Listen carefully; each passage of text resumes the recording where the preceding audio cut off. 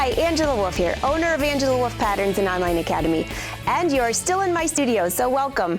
Because of the travel restrictions, we're on remote. So today, we're going to be working on the Bella, and we're going to insert the mesh sleeve and sew the elastic casing. So let's get started. So here I have the fabric that we did on that first episode. It's all embroidered. A couple things that I do before I even sew this in. Go to the wrong side of your fabric. Boy, this looks so good, you can hardly tell which one's the wrong side. And you're going to press up this bottom hem. Give it a little steam.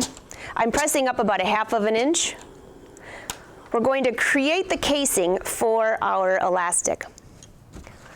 And then fold it up one more time. Now you just, depending on what size elastic you're using, you want to make sure there's plenty of room for that elastic to fit in there, because we're not going to be stitching on the elastic. It's just going to be a casing. Pressing. Use your clapper to make sure it's a nice crease. If you do this before you sew the sleeve together, it's so much easier, which you'll see. All right, so that's ready. Now you're going to pin your sleeve to the armscye of your shirt, which I've already have finished here for you. I didn't really think you needed to watch me pinning. So what I've done is I've pinned this sleeve, but what I want you to take a look at, remember when I left that little extra around the fabric when I was cutting it out? This is why. When I sew, I'm going to have the sleeve side down. And if I have this mesh sticking out just a little bit, then I know that I'm not going to miss any spots and there won't be any holes in my sleeve. So we're going to go to the sewing machine with that. And one last thing, take your elastic and just wrap it around your wrist, however tight you want that to be. I usually leave maybe 2 fingers in here because you don't want it too tight on your wrist, and it also depends how thick your knit is. And make sure you mark that because we're going to stitch that as well. All right, I'll meet you at the sewing machine. All right, so the first thing we're going to do is insert our sleeve. And it's much easier to do this before you sew together the side seams and everything. So I'm going to use a straight stitch with a stitch length of 2.5.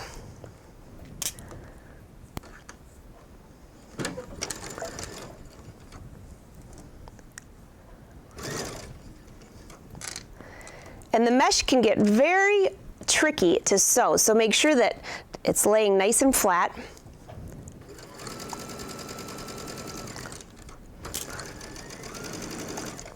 And again, you can just barely see that fabric sticking out on the edge. And I will know that I'm capturing all of the mesh as I stitch around the armscye.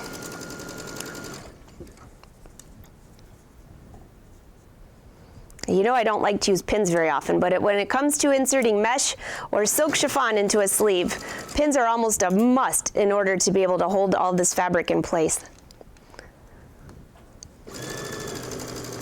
I guess you'd say the mesh kind of has a mind of its own. All right, getting around to the back side.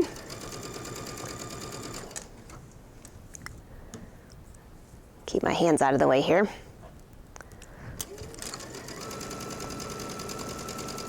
And I'm using a contrasting thread, again, so you can see this.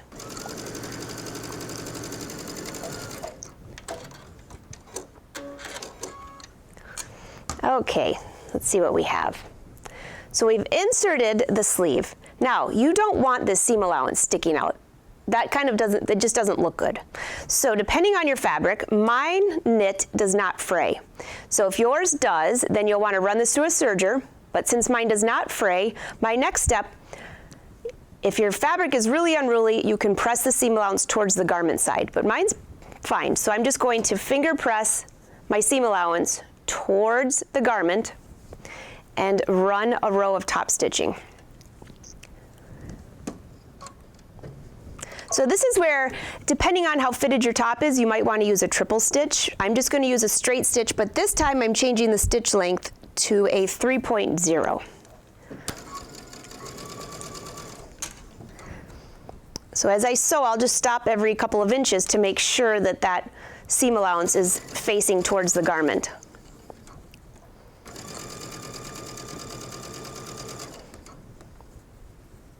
This is a secure way of not having your seam allowance pop out and show through your mesh.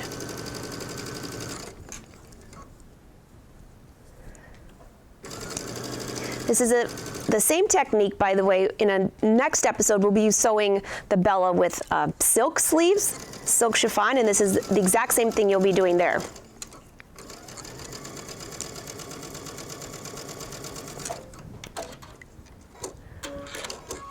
All right, so this is what we have, and you can see the top stitching on here, and now you won't be able to see that seam allowance. See how nice that looks? All right, so what about sewing in the elastic? So I just have a small sample here. I thought it would be much easier for you to see than that big old top. So here is my elastic. Wherever you had that marked, you're going to want to slide this under, and you're going to put a zigzag stitch on here. So use a zigzag stitch and start with your needle right in the center of that elastic. Just go forward and back a few times. And I usually like to do this twice just to secure the elastic. Not that you're gonna be out playing sports in this or anything, but it'll hold it so it won't open.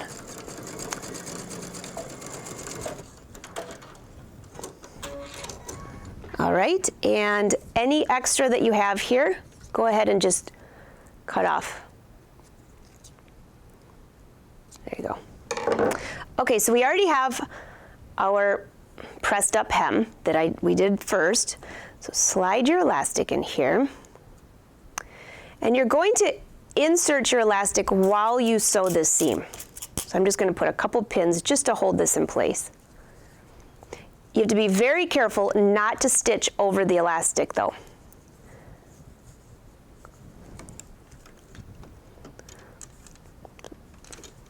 You're going to change back to a straight stitch, and I'm going to use a stitch length of 3.0. You could also use a zigzag stitch if you want, if your fabric's really stretchy, but a straight stitch should be fine. So what you're going to do, and it's a little tricky, so I'm going to try to keep my hands out of the way so you can see this. You're going to stitch on the edge of your fold, encasing the elastic, but not stitching through the elastic. So see how I maneuver this out of the way, and I'm stitching just on that folded edge.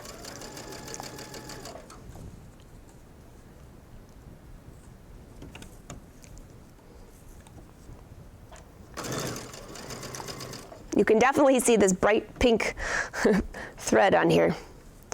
And once you get to a certain point, you won't be able to move that elastic, so you'll have to lift up your presser foot. So my needle's in the down position, and I'm just going to slide this, and let's kind of ease some of this elastic back through. All right.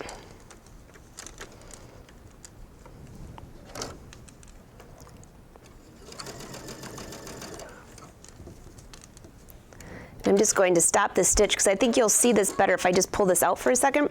So what I'm doing, so here's my folded edge, and then I just keep sliding the elastic further out like this.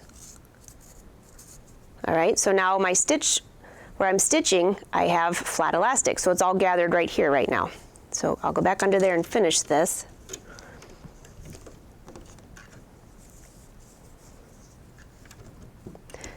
Now when you're sewing this, you would not need to pull that fabric out. I just wanted you to see what was going on.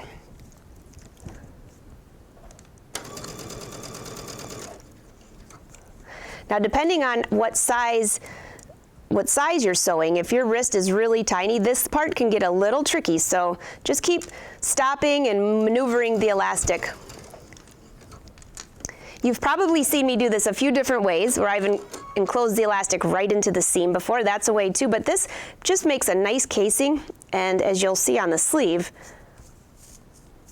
it's really pretty. All right, and we're on to the last little bit here.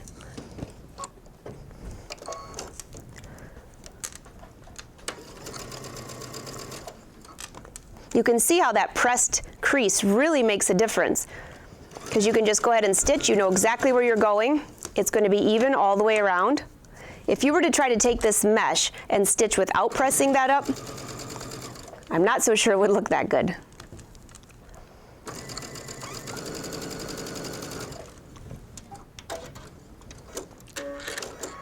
All right, let's see what we have here. So there's my pressed up edge. This is the inside of the sleeve, and the elastic is free all the way around. So when you put this on, which I made this a little bigger just so you could see, let's go back and look at the real sleeve. So as you can see, the elastic is encased in that hem that we had, and the pressing that up really made that easy. Now this is pretty large. Your elastic would be tighter. So for example, here's a top that I have finished, which is velvet. And once you have that casing, you can see this wraps tightly on your wrist, and then the fabric just bells right over it.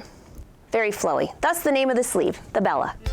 So again, that's how simple it is to insert mesh, secure your seam allowance, add the elastic casing, and in the next lesson, we're going to be taking the sleeves and adding silk chiffon.